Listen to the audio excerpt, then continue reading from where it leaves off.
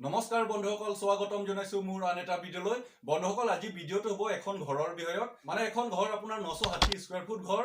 960 square foot ঘৰৰ drawing কেনেকুৱা ধৰণৰ হ'ব, ৰুমৰ সাইজ কিমান হ'ব, লগতে ঘৰখনৰ ডিজাইন কেনেকুৱা ধৰণৰ হ'ব, দৰ্জা খিৰিকী কেনেকুৱা ধৰণৰ হ'ব, সম্পূৰ্ণ ডিটেইলছ এই ভিডিঅ'ত আমি আলোচনা কৰিম। গতিকে ভিডিঅ'টো স্কিপ নকৰাকৈ শেষলৈকে চাই থাকিব, তেতিয়াহে আপোনালোকে ভালদৰে বুজি পাব। যদি ভিডিঅ'টো ভাল লাগে লাইক, কমেন্ট, শ্বেয়াৰ আৰু সাবস্ক্ৰাইব কৰিবলৈ নাপাহৰিব। মোৰ নাম MG, আপোনালোকে চাই আছে মিস্ত্ৰী গুৰুজী। বন্ধুসকল, প্ৰথমে ঘৰখনৰ ড্ৰয়িংটো চাই লওঁ, তাৰপিছত ঘৰখনৰ ভিডিঅ' মই আপোনালোকক ভালদৰে দেখুৱাম। গতিকে ভিডিঅ'টো স্কিপ নকৰাকৈ শেষলৈকে চাই থাকিব। বন্ধুসকল, ঘৰখন টোটেল আপোনাৰ 960 স্কয়াৰ ফুট আছে।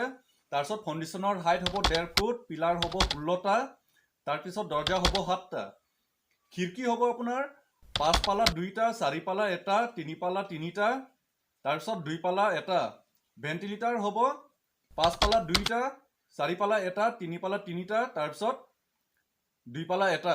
বন্ধুসকল, ঘৰখনৰ ৰুমৰ সাইজবিলাক মই আপোনালোকক দেখুৱাই দিছো। বন্ধুসকল, এয়া হ'ব বেৰেণ্ডা। বেৰেণ্ডাটো হ'ব আপোনাৰ 8x17 ফুট। তাৰপিছত এইখিনিত চিৰি হ'ব।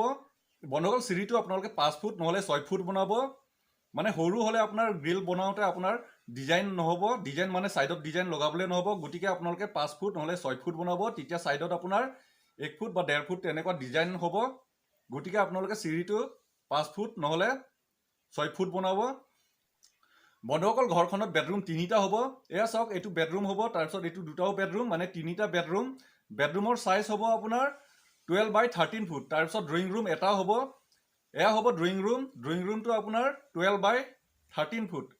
তাৰপিছত এইটো হ'ব আপোনাৰ কিচেন। কিচেনটো আপোনাৰ 8x13 ফুট। তাৰপিছত কৰিডৰ হ'ব আপোনাৰ 4 ফুট। বন্ধুসকল, ঘৰখনত লেট্ৰিন বাথৰুমৰ ব্যৱস্থা নাই, মানে পিছফালে লেট্ৰিন বাথৰুম হ'ব। লেট্ৰিন বাথৰুমৰ বিষয়ত যদি আপোনালোকে জানিব বিচাৰিলে মই ডিছক্ৰিপশ্যন বক্সত লিংক দি দিম, নহ'লে ইন স্ক্ৰীণত ভিডিঅ' লগাই দিম, শেষত আপোনালোকে সেইটোও চাই ল'ব। বন্ধুসকল, খিৰিকী ক'ত ক'ত বহিব মই আপোনালোকক দেখুৱাই দিছোঁ।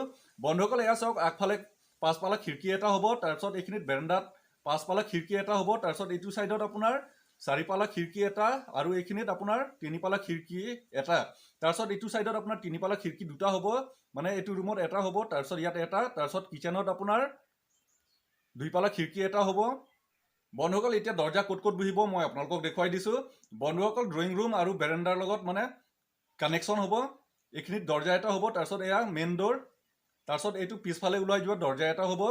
তাৰপিছত গোটেইখিনি ৰুমখিনি আপোনাৰ কৰিডৰৰ লগত কানেকশ্যন হ'ব। মাত্ৰ এইটো আগফালে ড্ৰয়িং ৰুমটো বেৰেণ্ডাৰ লগত মানে কানেকশ্যন হ'ব। বাকীখিনি আপোনাৰ কৰিডৰৰ লগত কানেকশ্যন হ'ব ৰুমখিনি।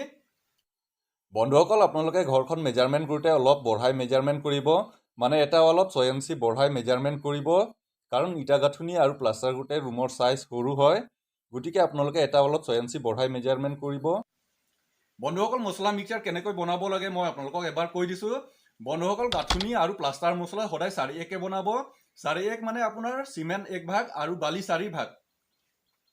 তাৰপিছত ঢালাই মছলা আপোনালোকে 6-1 বনাব। 6-1 মানে আপোনাৰ চিমেণ্ট 1 ভাগ, তাৰপিছত আপোনাৰ বালি 2 ভাগ আৰু শিলগুটি 4 ভাগ। বন্ধুসকল, ঘৰখনৰ ড্ৰয়িং মই আপোনালোকক ভালদৰে দেখুৱাই দিলোঁ। এতিয়া ঘৰখন কেনেকুৱা ধৰণৰ সেইটোও চাই লওঁ। বন্ধুসকল, এখন ঘৰত ইটা বালি চিমেণ্ট কিমান লৈছে, মিস্ত্ৰী খৰচ কিমান হৈছে, ঘৰখনৰ টোটেল কষ্ট কিমান হৈছে, ইয়াৰ বিষয়ত যদি আপোনালোকে জানিব বিচাৰিলে মোক কমেণ্ট ছেকশ্যনত জনাব। মই ইয়াৰ বিষয়ত এক্সট্ৰাকৈ ভিডিঅ' বনাই দিম। বন্ধুসকল, আপোনালোকে ভিডিঅ'টো চাই লাইক আৰু কমেণ্ট কৰিবলৈ পাহৰি যায়।